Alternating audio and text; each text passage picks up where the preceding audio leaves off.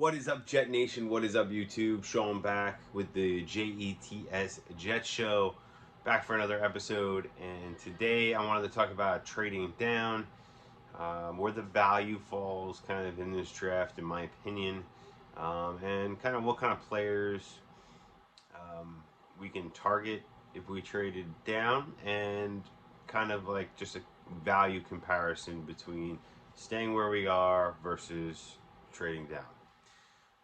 That being said, thank you to the new subscribers. If you like the content, as always, like, subscribe, share, comment. Love to hear from you guys. But let's get right into it. So, a lot of people are talking about Jets possibly trading down from either of their top two picks, 4 or 10. Obviously, to me, it all depends on the value that you're getting in return for those picks in trading down. I'm not going to be trading down from, say, 4 to 8 for a third round pick. It's not worth it to me. So, the value I see in this draft really falls between picks 10 and 40. I do think we lack a little high-end talent in this draft class. I think part of that might be due to the fact that there's no quarterbacks that are really true top 10 picks. I don't think. Some people would beg to differ about that. Think Malik would be up in the top 10. I do not. I don't even know if there's really truly any first round quarterbacks at all. Teams always reach for quarterbacks. It's the most important position. So there will be some taken in the first round, but like I said, because of that, I do feel like there's a little bit of a lack of high-end talent in the top 10. So we talk about trading down. Is it worth it? Value of players, things like that. I mean, like I said, it depends on what you get. If you're going to get 2 first-round picks this year, or even a first next year, in that trade down, I would definitely consider it highly, depending on who's on the board. If you get a guy that falls to you that you weren't expecting to be there, an Aiden Hutchinson dropping down at 4, you scoop him up. It doesn't matter what the trade offer is. You get somebody like an Amar Garner, maybe a Kayvon Thibodeau falling to 10, which doesn't look likely at this point. Those are guys that you're just going to take, regardless of trade and value and things like that. Outside of that, though, let's talk about some of the players we could potentially target if we did trade down.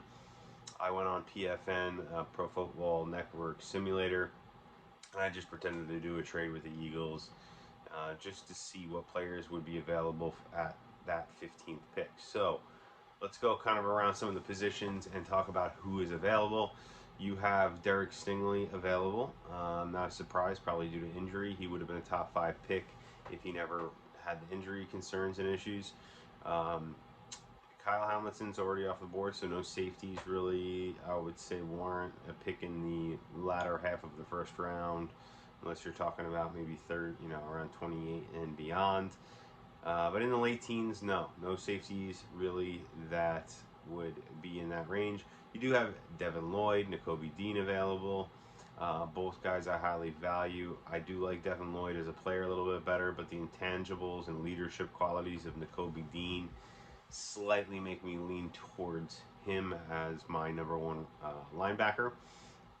You do have Jermaine Johnson still available, who is my favorite edge rusher in the class. You do have George Karlaftis still available. Jordan Davis is available. Wyatt's available on the interior defensive line. No surprise really to me. I do, Jordan Davis is not a 3-down player to me. So seeing him fall, despite how great he is and how well he tested at the combine, I do see him falling a little bit. That's not a surprise to me. Surprisingly, Garrett Wilson's still available. You still have Drake London. The only wide receiver taken was Jameson Williams at number 8 by the Atlanta Falcons. Looking like they're rebuilding the offensive weapons for whoever their long-term solution at quarterback's going to be. Treylon Burks is still available. You do have Tyler Linderbaum. I have him as top 5 player in this draft class, just like Kyle Hamilton, but positional value, gets reduced there a little bit. So A lot of good talent still on the board there. So, for instance, if we traded down, let's say with the Saints, and got their 2 first-round picks, let's just talk about their 2 first-round picks in exchange for, say, pick 4. We're not going to talk about the other value picks that we could get. I mean, we'd probably get an additional 2nd or 3rd round pick as well in that trade, but let's just talk about the value of having 16 and 19 versus number 4. So at number 4, let's say you could have either Kayvon Thibodeau or Ahmad Gardner at 4. That's the way most of the mocks I've seen are looking right now at one of those 2 players. So let's say you could have one of those 2 players, or let's say you could have Jermaine Johnson and Nakobe Dean. Would you rather have Jermaine Johnson and Nakobe Dean, or Jermaine Johnson and Garrett Wilson, and maybe take an offensive lineman at 10, if Cross is still available? I do see Cross available sometimes. Or, if we went Jermaine Johnson at 10 and he's off the board, do we consider going Tyler Lindenbaum and Garrett Wilson here? So I'll be honest with you, I ran this scenario 5 times just now. And I would say every single time the trade down, I feel, was better value than what we got at 4. So I'm going to lean towards the trade down, looking at that. 2 of the drafts I was able to get Tyler Lindenbaum. One of those I was able to get Nakobe Dean with Tyler Lindenbaum. The other one I was able to get Garrett Wilson with Tyler Lindenbaum. So, I mean, I can't really beat some of these trade down scenarios and getting 2 of these stud players. I mean, another one I got Garrett Wilson, as well as Nakobe Dean. I thought that was fantastic. Another one I got Drake London at 19, and at 16 I got Jermaine Johnson.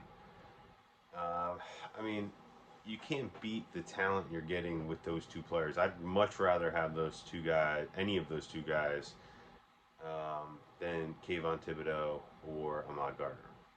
So that's what I think. I really would love to hear what you guys think in the comments. I think it's an interesting topic, and I have to be honest with you, I was a little more up in the air about the decision before I really ran the simulator and stuff like that, and really looked at who would be available and the multiple players that we could select with those 2 picks.